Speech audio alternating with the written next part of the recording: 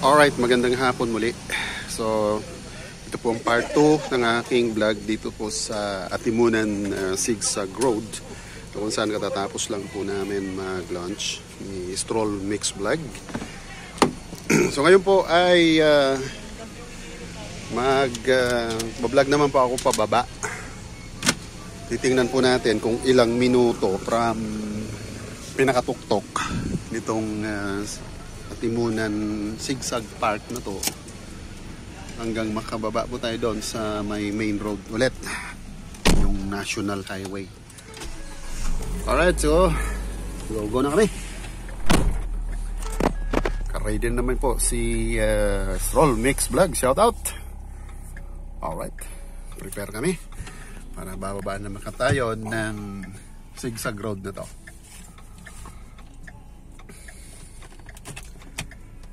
Alright.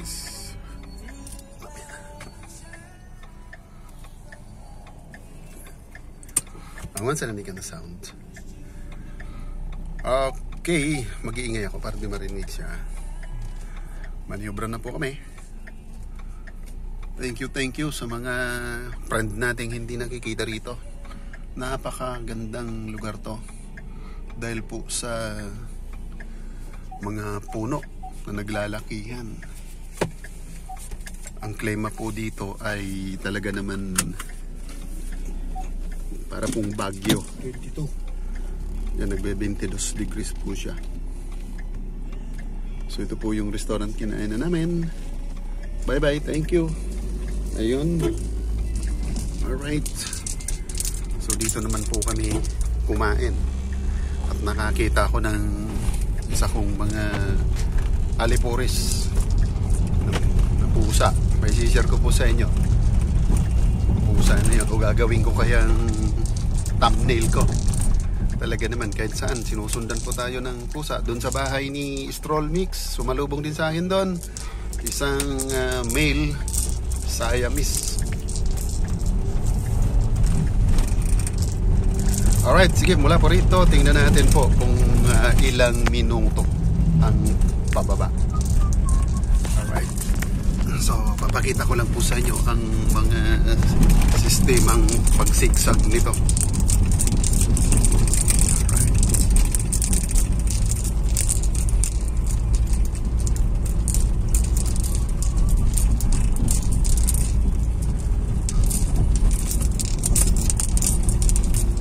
Talaga pong makikita natin dito sa lugar na to ang makapal na punong kahoy. Ang sasabi po natin virgin forest po ito. Nakakita rin po ako dito mga idol ng mga puno na halos hindi mo siya mayakap.